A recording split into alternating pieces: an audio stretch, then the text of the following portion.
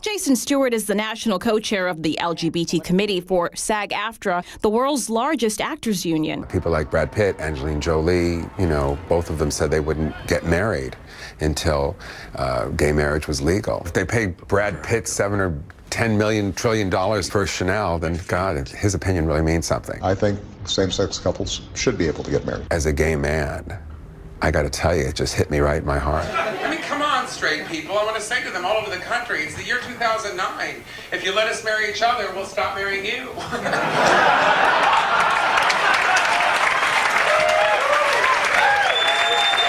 So in Los Angeles, where I go to school, and in junior high, they would have lockers, and everybody was assigned a locker. And each locker you would get for 3 years in the day when I went to school. You wouldn't switch around. Now they carry the book thing and they have the bag and they all have back problems. But when I was a kid, you were assigned a locker, you had it for 3 years. Some kids scraped really, really lightly on the locker with a nail the word fag. I looked at that for 3 years, from the time I was 12 until I was 14 or 15.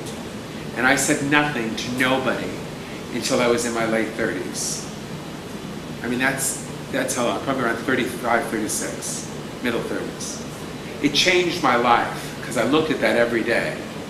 It changed who I was. It made tremendous decisions on what I was going to do as a child, and who I was and where I went.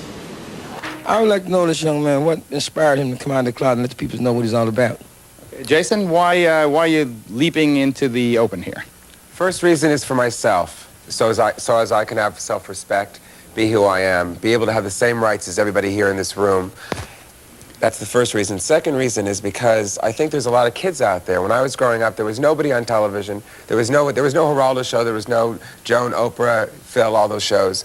You didn't have gay people on TV. I didn't know who I was. All I knew were the bad things that people would say were negative. And, maybe there's one kid out there right now that's not going to kill himself. Maybe there's one kid that's not going to feel depressed forever. Maybe there's one kid that won't feel like he's alone. And it's my way of doing service as a person. Will it affect your humor? It already has in the last year, yeah. Writing and being yourself is so much easier. Can you tell us a gay joke? Right, you'll see the set. Don't push me, Geraldo.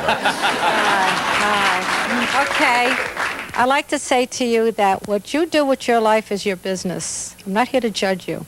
Thanks. But when you're hugging and kissing and there are children around, I'm against that.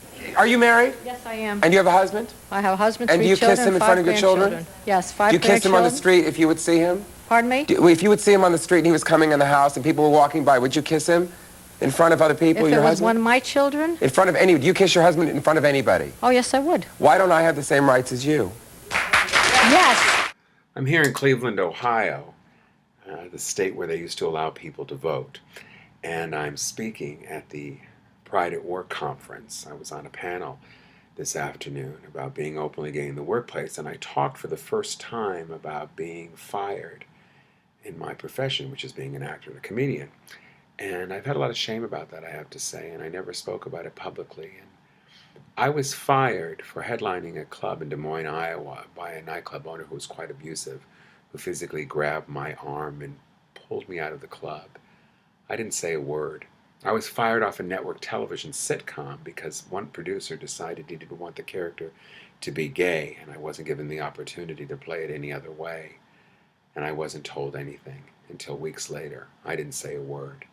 I was fired from a job in Vegas by some bookers because the head of the hotel didn't want a gay guy headlining a show before I even was allowed to go to the gig. I didn't say a word. Well, now I'm saying a word. Now I'm speaking about it, sharing about it. And this conference has given me the support and the chutzpah to be who I am. I thank you all from the bottom of my heart, and I look forward to moving to the next level in my career, in my life, and as an openly gay man going into my 20th year. Thank you all so much.